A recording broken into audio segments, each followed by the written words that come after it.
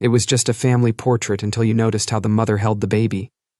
Dr. Sarah Mitchell had worked for 15 years as a curator at the Charleston Historical Society. Nothing had prepared her for what she discovered on that humid September morning.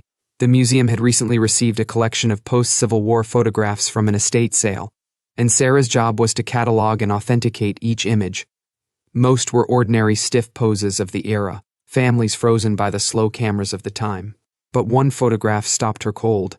The image showed a black family of 5, clearly taken around 1870 from the clothing and style. The father stood tall in a dark suit, his hand resting protectively on his wife's shoulder. 2 boys stood on either side of their parents. In the center, the mother carefully held an infant wrapped in white linen. Their faces looked calm, proud, and strong as they gazed into the camera. Sarah had seen hundreds of similar pictures, yet something about this one kept pulling her attention back again and again throughout the morning. During her lunch break, she returned to her desk and took out a magnifying glass. That is when she saw it. The mother's hands were not simply supporting the child. Her fingers formed a clear and deliberate pattern. Thumb and first 2 fingers of the right hand extended, while the remaining fingers were folded. The left hand mirrored the same position but in reverse. Sarah's breath caught. She had seen this exact configuration years earlier during her graduate research on the Underground Railroad. It was a coded hand signal that meant safe passage or protection, used by guides and freedom seekers to mark secure routes and safe houses. Why would a free woman display this secret sign in a formal family portrait 5 years after emancipation? Sarah spent the rest of the day trying to learn more about the photograph's origins. The estate sale records showed it had come from the belongings of a woman named Dorothy Harrison, who had died at age 93. Dorothy's granddaughter Patricia had organized the sale and noted that her grandmother collected items related to Charleston's black community during Reconstruction. The next morning, Sarah drove to Patricia's house in the historic district. Patricia welcomed her warmly and led her to a sunroom filled with boxes of documents, letters, and journals. "Grandmother spent her last 20 years researching our family history," Patricia explained. "She was convinced our ancestors played an important role during the Civil War years, but her eyesight failed before she could finish the work." On the back of the photograph, Dorothy had written, "Charlotte and Thomas, 1870. The key is in how she holds the child. Ask about the river roots." Sarah spent the following week carefully studying Dorothy's papers.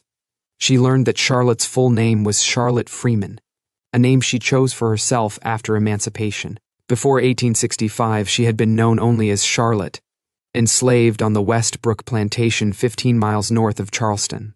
A fragile newspaper clipping from 1871 reported that Mrs. Charlotte Freeman had opened a school for Negro children in her home, teaching reading, writing, and arithmetic.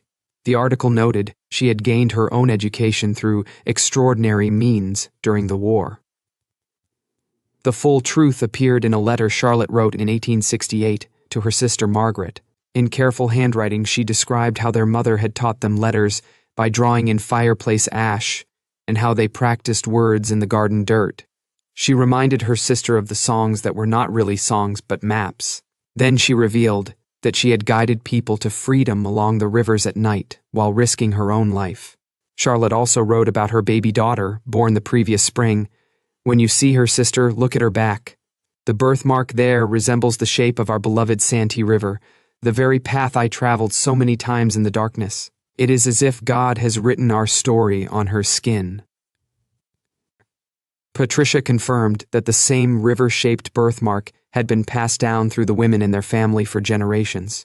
Her grandmother Dorothy had it, and so did earlier ancestors. Sarah realized Charlotte had created a living map that no overseer or slave catcher could destroy. Maps on paper could be burned, but a birthmark was permanent and could be carried forward as both memory and guide. Further research revealed that Charlotte and her husband Thomas had operated a quiet but effective network.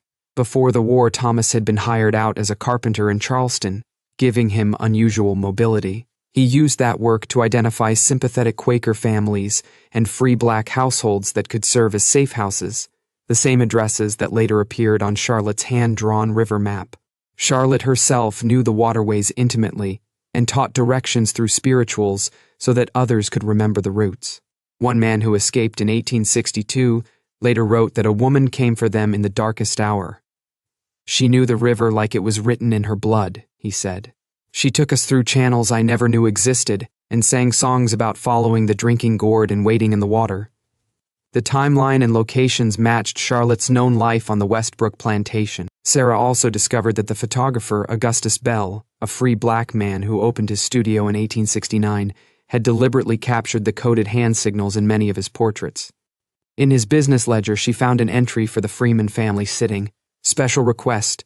Ensure hand positions are clear in final print. Payment, $3 and one hand-drawn map of local waterways." Charlotte had paid partly with the very knowledge she had used to guide people to freedom. The baby in the photograph was named Grace, born in March 1870. The distinctive birthmark continued through her daughters and later generations. Living descendants, including an elderly woman named Clara, still carried the same river-shaped mark on their backs. When Sarah compared photographs of the birthmark to Charlotte's old map, the match was extraordinary. Every major bend and tributary appeared in the skin. Sarah gathered all the evidence and presented it to the Charleston Historical Society. Months later, the museum opened a permanent exhibition titled "Hidden in Plain Sight: Charlotte Freeman and the Living Maps of Freedom." The 1870 family portrait stood at the center, no longer seen as a simple photograph, but as a coded historical document of resistance and survival. Beside it hung modern photos of 6 generations of women who carried the birthmark. At the opening, descendants gathered with tears in their eyes. Clara's young granddaughter Maya, who once tried to hide the mark because children called it ugly, now stood before Charlotte's portrait and understood its true meaning. "It's not just a birthmark," she said. "It's a map, a memory, and a message. My great-great-great-great-grandmother is telling me that I come from people who were brilliant and brave, who turned their own bodies into archives because their stories mattered too much to be forgotten." Visitors of every background moved through the exhibition, learning how ordinary-looking hands and a birthmark had preserved the paths to freedom. The photograph that once seemed ordinary now told a powerful story of courage, cleverness, and an unbreakable will to remember. Charlotte Freeman had found a way to write her people's history in a form that would never fade, in the language of hands, in the shape of rivers, and in the living skin of her descendants.